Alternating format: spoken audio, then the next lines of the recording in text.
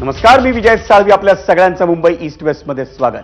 मंडळी, Mumbai east west म्हणजे मुंबई आणि आसपासच्या महानगरांचं स्वतःचं असं हक्काचं बुलेटिन. सुरुवात करूया या बुलेटिनला.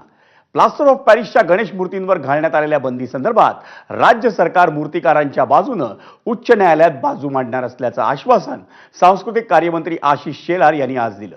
या प्रकरणात येत्या 20 मार्चला पुढील सुनावणी होणार आहे. उच्च न्यायालयाच्या निर्देशानुसार पीओपी मूर्तींवर बंदी घालण्यात आलेल्या बंदी संदर्भात एकत्र आलेल्या राज्यभरातल्या मूर्तिकारांच्या मुंबईतल्या महासंमेलनात बोलताना सांस्कृतिक कार्यमंत्री आशिष शेलार यांनी हे आश्वासन दिलं. गुजरातमध्ये पीओपीच्या मूर्तीवर बंदी नाही, मग महाराष्ट्रात बंदी कशी, याचा अभ्यास व्हायला हवा, असाही मुद्दा शेलारांनी मांडला.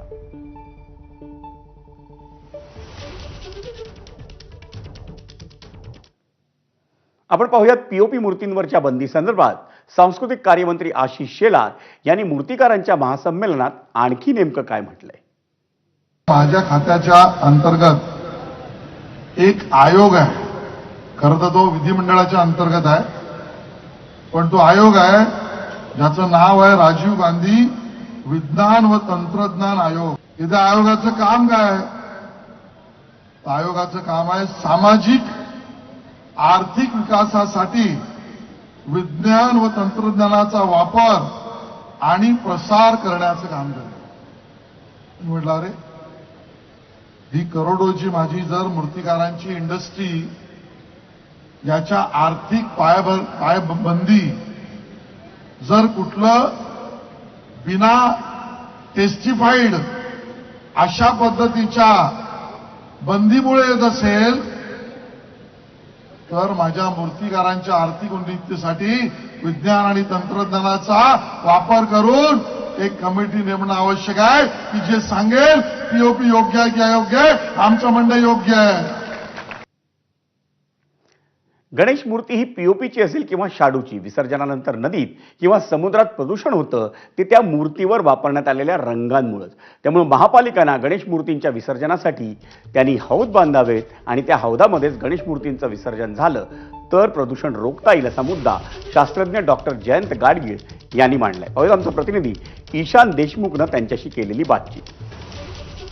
की प्लास्टर ऑफ पॅरिस हे कुठल्या तरी कारखान्यात बनतं, तर तसं नाही आहे. ते खाणीतनं 85% पीओपी भारतातलं हे खाणीतनं येतं. म्हणजे त्यामुळे दरवर्षी तुम्ही नव्याने पीओपी वापरायला लागलात तर ते पर्यावरणाला घातक ठरेल. कधीतरी ते साठे संपतील.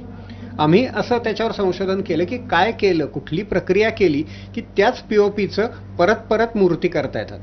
तर नॉर्मली पीओपी इतकं स्वस्त आहे की त्याच्यावर प्रक्रिया करून परत आपण वापरण्यापेक्षा चला नवीन विकत आणू असं लोकांची प्रवृत्ती आहे. पण आम्ही ही प्रोसेस शोधून काढली. आज हायकोर्ट सांगते की पूर्णपणे पीओपीला बंदी आहे, तर ह्याच्यावरती काय मार्ग निघू शकतो? म्हणजे मूर्ती तुम्ही शाडूची करा किंवा पीओपीची करा, रंग जर तोच वापरलात तर प्रदूषण दोन्ही नाही होणार आहे. त्यामुळे शाडूच्या मूर्तीला तुम्ही चालू द्या आणि पीओपीवर बंदी घाला किंवा दोन्हीवर बंदी घाला, हा मार्ग नाही आहे. तर आपल्याला असा मार्ग सांगायला लागेल की या पद्धतीने तुम्ही काय विसर्जन करा, या पद्धतीने त्याचा वापर करा की ज्यायोगे प्रदूषण होणार नाही. कुठलंही नदीमध्ये जर तुम्ही घातलं तर नदी म्हणा, तर नाले म्हणा, ओढे म्हणा, हे सगळे प्रदूषित होणार आहेत. पण अलीकडच्या काळात जे सगळ्या जनतेने मान्य केलेला ट्रेंड आहे पुण्यामध्ये विशेषतः, की कृत्रिम हौदामध्ये विसर्जन करायचं, नंतर ते गणपती काढून न्यायचे. म्हणजे गणपतीमुळे नदी पोल्यूट होत नाही किंवा ते तळी पोल्यूट होत नाहीत, कारण हे जे पाणी आहे ते पुढे आपण प्रोसेस करून हार्मलेस करून हे टाकूच शकतो.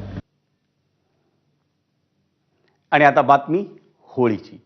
मंडळी, होळी, धुलीवंदन आणि रंगपंचमी निमित्त मुंबई पोलिसांनी एक कठोर नियमावली जाहीर केली आहे. ही नियमावली